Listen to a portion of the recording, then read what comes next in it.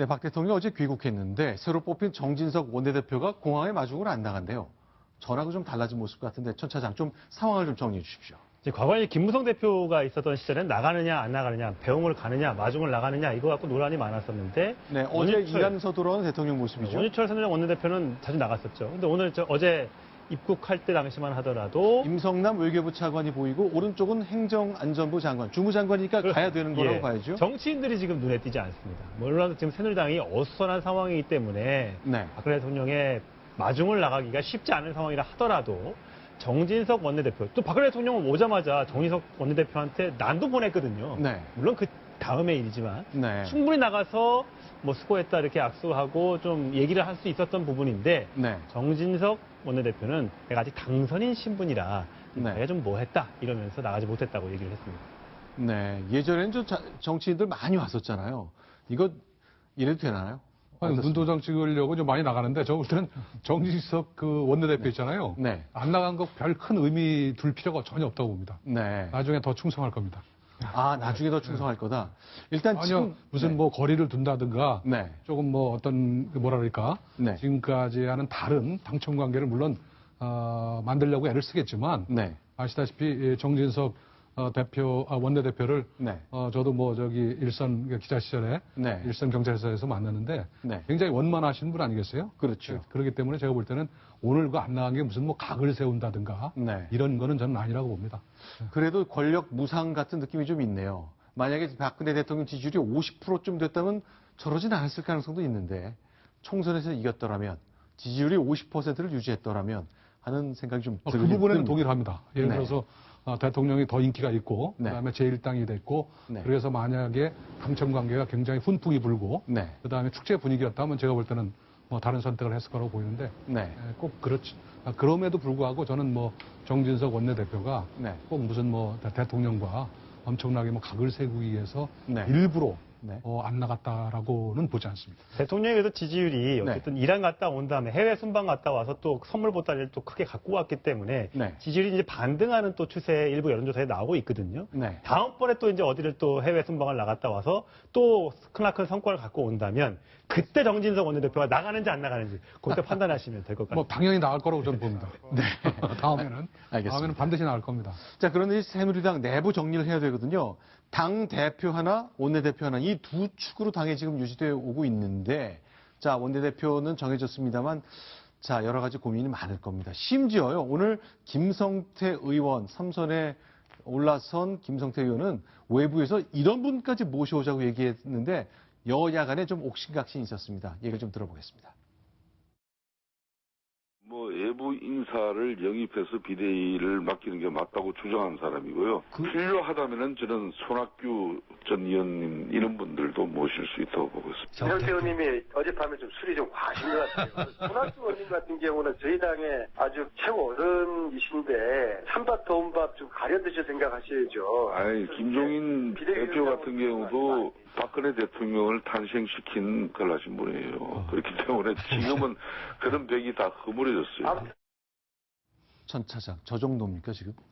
잘, 비대위원장 모시는 게 참 생각보다 쉽지 않은 모양이네요. 이름들은 많이 나오고 있지만 네. 실제로 당 내에서 해야 되냐, 당 외에서 해야 되느냐, 또 외부에서는 또 누굴 모셔와야 되냐, 옥신각신 말들이 많지 않습니까? 네. 당 내에서는 뭐 강창희, 뭐 김영호, 김황식 전 총리, 또 야권 출신은 조순영 전 의원, 한화갑 전 의원, 총리.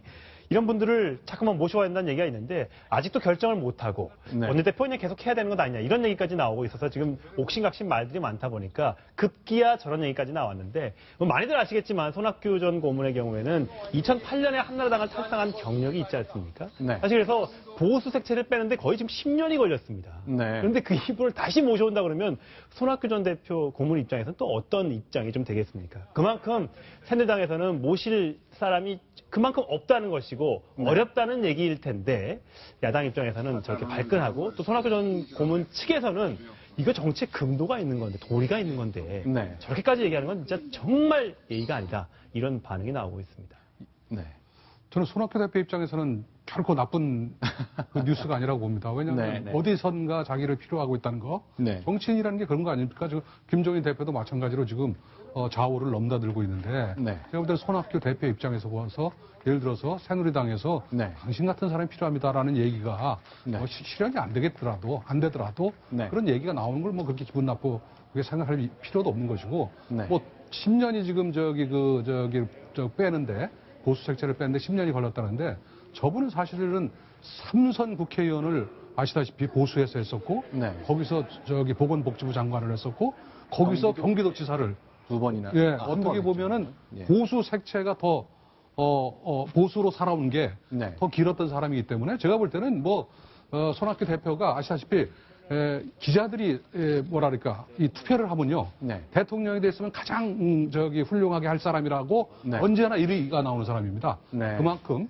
좌우를 넘나들면서 어떻게 보면 신뢰를 주는 그런 분이기 때문에 네. 제가 볼 땐 저런 얘기 나온다 그래서 크게 발끈할 필요는 없겠다 그런 생각이 드네요. 네. 사실 손학규 전 고문이 2007년에 한나라당 경선에서 패하고 2008년에 이제 탈당을 했지 않습니까? 그때 당시에 이제 열린우리당, 그때도 무너지고 있었던 집권 여당이었는데 열린우리당 김근태 의장이 이제 모셔간 거죠. 네. 근데 가가지고 사실 자리를 못 잡았어요. 친노 86 운동권 이런 분들이 저런 사람은 어떻게 우리 당으로 데려오느냐. 이래서 사실 네. 자리를 못 잡았고. 당대표 2번 하긴 했습니다만 대선 후보 되는 데는 번번이 실패했죠. 그렇습니다. 그리고 사실 이번에 총선에서 두 야당, 국민의당과 더불어민주당이 누구 하나 실패를 했다면 네. 정말 화려하게 컴백을 했을 수 있었는데 네.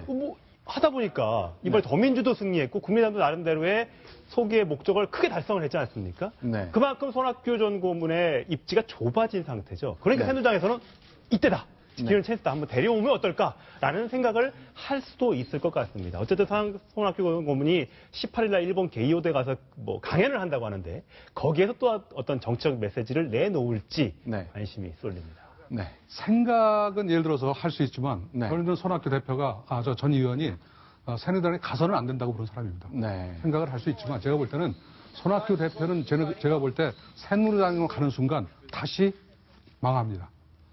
알겠습니다. 일단 손학규 대표는 저 이번 일당 오르는 거 김종인 체제가 아니라 내가 비대위원장으로 했으면 제일 좋았을 텐데 할 생각을 할 것 같은데 어쨌건 새누리당 여러 가지 좀 흔들림이 있습니다.